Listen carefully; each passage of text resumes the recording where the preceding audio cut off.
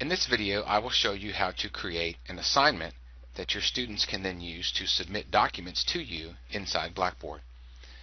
Assignments are created inside of content areas. So in this course, I will go over to Course Materials, and I will create an assignment here in the Course Materials section. I put my mouse on top of Create Assessment and choose Assignment. On the assignment screen, here's where I fill out my details and information.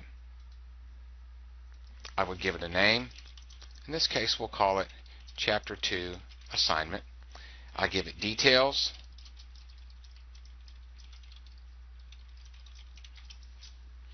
I scroll down. I can choose to attach files to this assignment if I want.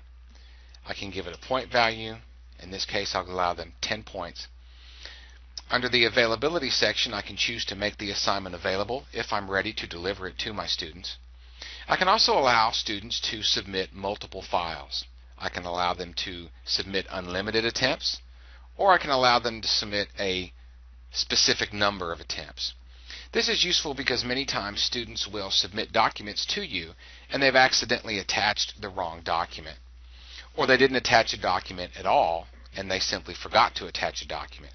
By providing them unlimited attempts, what this allows them to do is, without any interaction with you and without you having to do anything, the students can submit as many documents as they'd like depending on the settings that you've chosen here.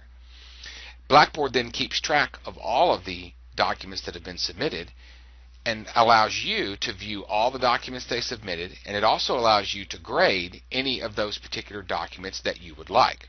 It's all your choice. In this particular instance, I'm going to allow unlimited attempts. I won't limit the availability, although I could, by specifying that this assignment will appear after this date and disappear on this certain date. Of course, if you choose for an assignment to disappear on a certain date, it doesn't actually delete it from Blackboard. It doesn't actually delete anything from the gradebook. What it does is it simply removes it from the student view so that they can't see it anymore. Tracking the number of views is useful. If you track the number of views, then you'll be able to see which students have interacted with this assignment, which students have seen it, and that will help you determine any particular conflicts that arise with whether or not a student actually saw the instructions for the assignment. I can specify a due date here if I want. Typically, faculty members up here in the course instructions will specify a due date, and that's good.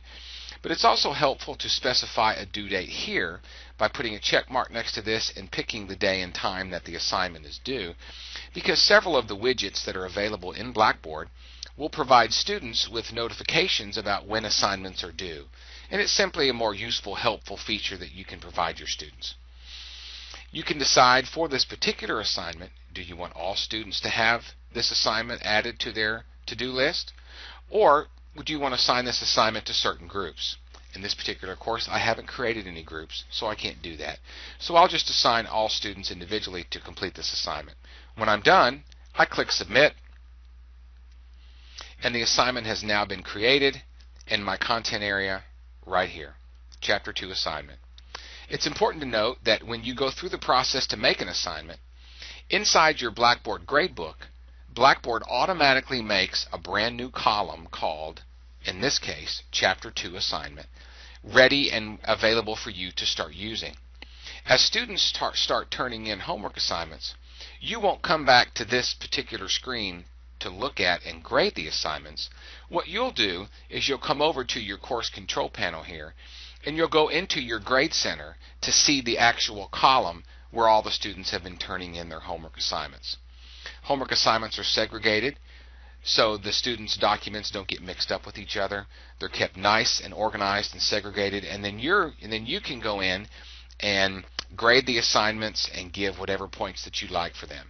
In another video, we'll show you how to go into the Grade Center and how to grade your assignments and how to look at all the different documents that have been submitted.